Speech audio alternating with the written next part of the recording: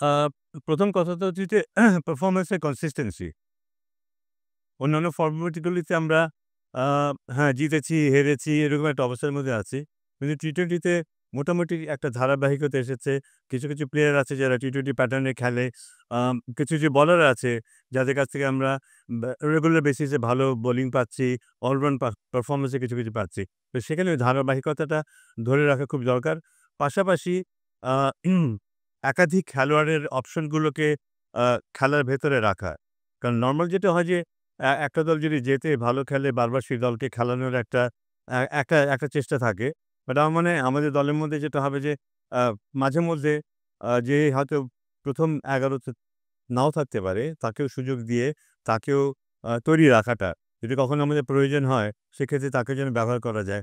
So যারাই থাকবে দলে ১৫ জন বা তার বাইরে থেকেও যদি কাউকে সংযুক্ত করতে হয়, সে চিন্তাভাবনাও থাকবে। সো অনেক খেলোয়াড় যেন প্রস্তুত থাকে। সব মশার বিরুদ্ধে সুরক্ষা দিতে এলো বসুন্ধরা এক্সট্রিম অ্যারোসল। মশার বিরুদ্ধে এক্সট্রিম সুরক্ষা।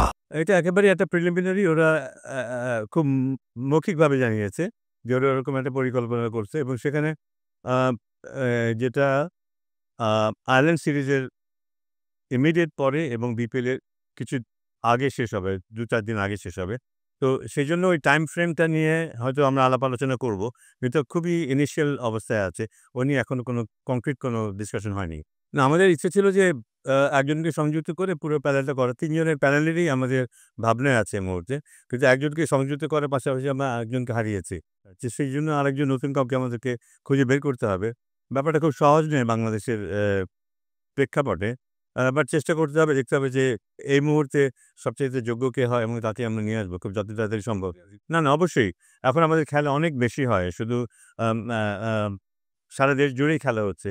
আর সিলেক্টরদের কাজ কিন্তু শুধু জাতীয় দল না। তারা লিস্টে দেখবে, ফার্স্ট ক্লাস দেখবে, আপকামিং প্লেয়ার যারা যেখানেই খেলছে তাদেরকে দেখবে। সে কারণে আমার মনে হয় যে প্যানেলটা বড় হওয়া দরকার এবং ইফেক্টিভ হওয়া দরকার। না, আমি যতদূর জানি তারা মাঠে যায়। আমার সাথে ওই ২ দিন আগেও আলাপ হচ্ছিল যে আন্ডার-19 এ খেলা হচ্ছে আফগানিস্তানে হবে। সেখানেও তারা যাবে। আমার মনে হয় তারা তাদের পরিকল্পনা অনুযায়ী যাচ্ছে। স্পেসিফিক খেলোয়াড়দেরকে দেখতে যাবে। আর এখন যেহেতু স্ট্রিম হয়, টিভিতে খেলা দেখা হয়, সেই সুযোগটা তারা নেয়। এবং যেহেতু মাত্র ২ জন অনেক সময় ঢাকায় থাকতে হয় বিভিন্ন মিটিং অ্যাটেন্ড করার জন্য।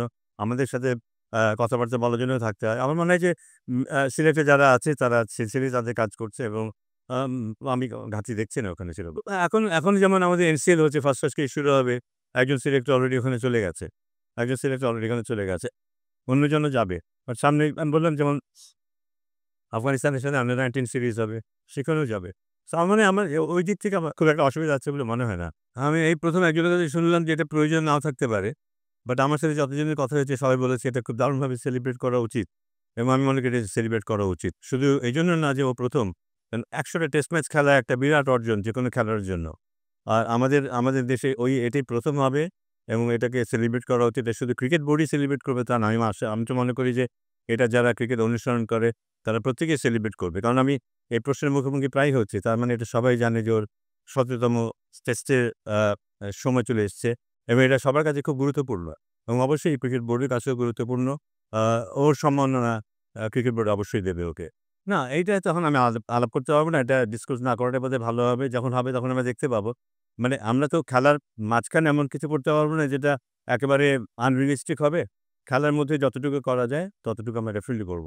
না আ আ ওটা অবশ্যই অনেক আগেই করতে হবে। অ্যানালিসিস সিরিজ হবে না। আমরা আশা করছি যে খুবই দ্রুত ২-৪ দিনের মধ্যেই হয়তো একটা সিদ্ধান্ত আমরা জানাবে। এখন আসলে আমাদের ফার্স্ট ক্লাস টিমের সাথে কোচিং করছে আপাতত ওখানেই।